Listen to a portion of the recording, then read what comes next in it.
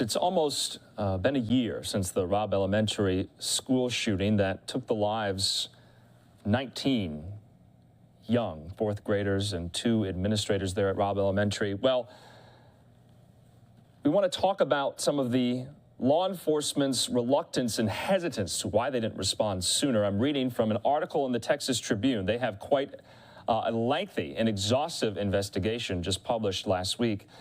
They write that almost a year after Texas's deadliest school shooting killed 19 children and 2 teachers, there's still confusion among investigators, law enforcement leaders, and politicians over how nearly 400 law enforcement officers could have performed so poorly. People have blamed cowardice or poor leadership or a lack of sufficient training for why the police waited more than an hour to breach the classroom and subdue an amateur 18-year-old adversary. And so right now I spoke with the reporter who wrote the piece, the Texas Tribune's Despart. Right now we are going to show you some of this conversation about why, and they found some interesting new details about how this turned so horrific. Let's listen. One of the enduring questions about the Uvalde school shooting last year is why so many police officers failed to quickly confront the shooter in the classroom of that school. What we learned from reviewing the after-action interviews that responding police did with investigators is they repeatedly said, those initial officers, the first ones in the school, that once they learned the shooter had an AR-15 style rifle, that is when they abandoned their plan to immediately confront the shooter. And at that point, they decided to evacuate other classrooms in the school and also wait for a Border Patrol SWAT team, even though that team was based 60 miles away. So that decision right there, based on the type of weapon that was used in the shooting, that really sets in motion the disastrous police response that followed. You know, and Zach, I have a quote from your article from one of these responding officers. I'm going to read it. This is from Uvalde Police Department Sergeant Donald Page. He said, quote, "You know that it was definitely an AR. There was no way of going in. We had no choice but to wait and try to get something that had better coverage where we could actually stand up to him." Now, there's been reporting. Obviously, we know now there were hundreds of law enforcement on the scene. Didn't any one of them have the firepower to match Salvador Ramos?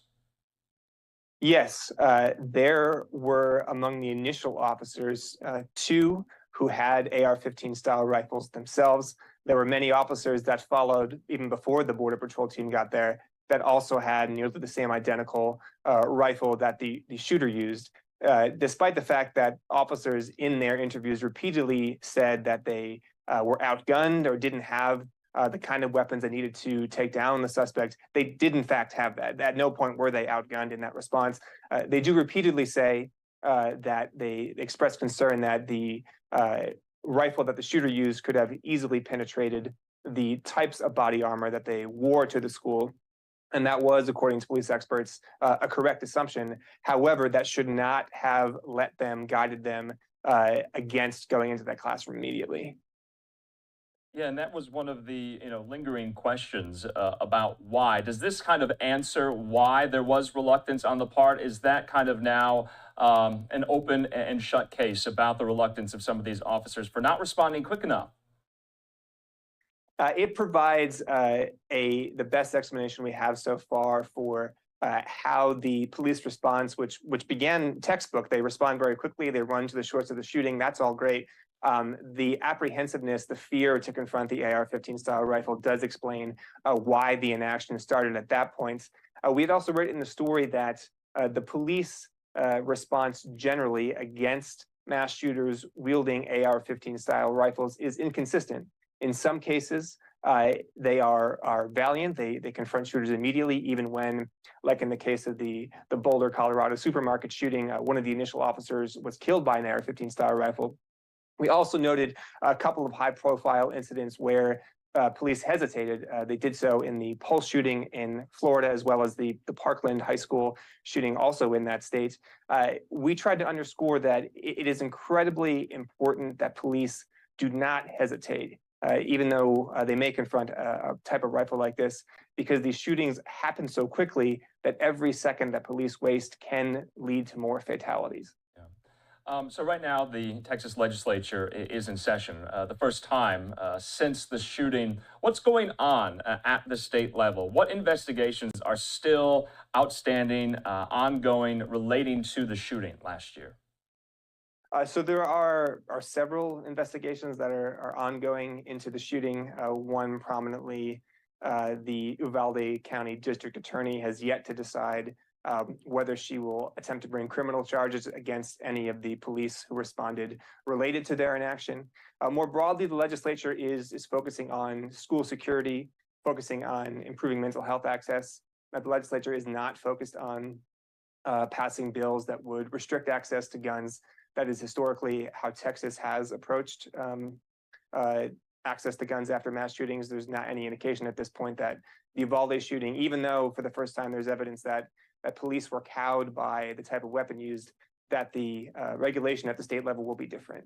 Yeah. And what about your reporting? Where will it lead you next? This is quite an exhaustive investigation. What did you learn from your own reporting that you didn't know before? You've been on this story since it happened. Yeah, we've been covering the story since last May. This investigation, as well as a couple of previous, were based on a huge trove of files from law enforcement that we got a hold of last year. It provides us sort of an unprecedented look into how a mass shooting unfolded, how police responded to it. I was struck by the explicit comments of officers about the type of weapon. I think it's logical, like police experts said in the story that we quote, that police were afraid of the gun. That's a logical human response. I think that we were surprised to the degree that that let them not overcome that fear and confront the rifle as the training tells them they should do. And what about, family members of the victims? This is still so raw, and stories like yours keep coming up, and it must be so emotional for them. Have they gotten any closure? Have you spoken to some of them? We have spoken with families of victims for pretty much all the stories we've written since last year. We certainly interviewed some of them for this story. I don't think closure is the right word. I mean, I think that they appreciate learning more about the shooting response. It is hard for them, obviously, to hear excuses that police made to ignore their training and not try to rescue their children. One of the things that we underscored in this story, which certainly doesn't excuse the actions of police, but the fact that investigators concluded that police, even though have responded within 3 minutes, most of the 21 victims who were killed before police got there. That speaks to the efficiency with which this type of weapon can kill. Yeah. Zach Despart, we appreciate your time and your reporting, and we'll speak again. Thanks so much. Thanks, Andrew.